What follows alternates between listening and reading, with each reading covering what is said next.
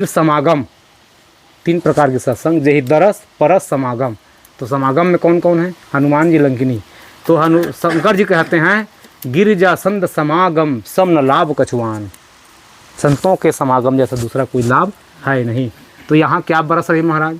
अन्न धन वर्षा हो रही है? कहना यहाँ वर्षा हो रही है रामस नाम रूपम च लीला धाम परात परम एतद चतुष्टयम नित्यम सच्चिदानंद विग्रहम।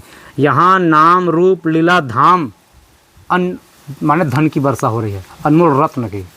कबीरा सब जग निर्धना धनवंता नहीं कोई, धनवंता सो ही जानिए जय राम रतन धन होई। यह राम रूपी रत्न की वर्षा हो रही है संतों के सानिध्य में हमेशा। क्योंकि चलते फिरते प्रयागराज हैं, साधु लोग चलते फिरते प्रयागराज हैं।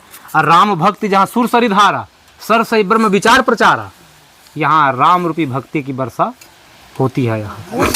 तो ये हो गई समागम। तो तीन प्रकार के सत्संग हनुमान जी लंकिनी के बीच में हुई है, जिसको बाबा जी एक ही दोहा में कह दिए कि तात स्वर्ग अपवर्ग सुखा धरिया तुला एक अंग तुलन ताहि सकल मिली जो सत्संग। आप ठाकुर जी की पूजा आराधना करिए, तुरंत फल की प्राप्ति नहीं होगी। दर्शन भी कर लेंगे, तुरंत फल की प्राप्ति नहीं होगी। शिशुपाल कृष्ण जी का दर्शन किए, कम से कम 100 बार किए होंगे, क्या उसकी मति बदल गई? ना। दुर्योधन दर्शन किए ठाकुर जी का, मति बदली नहीं ना।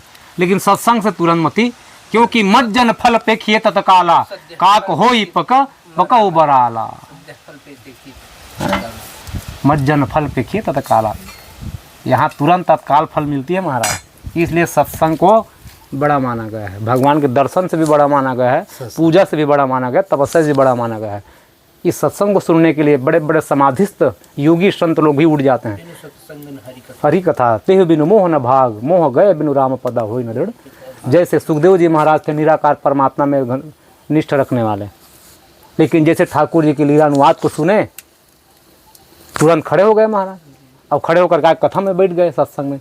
तो सत्संग जो है तपस्या से भी बड़ा है, इसलिए सत्संग की महिमा ज़्यादा है महाराज। महाराज ये कथा आती है सत्संग विश्वामित्र, हाँ वशिष्ठ जी की, जी ये महाराज जी, ये एक बार विश्वामित्र जी महाराज और वशिष्ठ में तो आपस में तो बहुत लड़े हैं वो, लड़ते रहते, इसलिए लड़ते थे। ये ब्रह्मर्षि बनना चाहते थे विश्वामित्र जी महाराज, लेकिन वशिष्ठ जी कभी स्वीकार नहीं किए।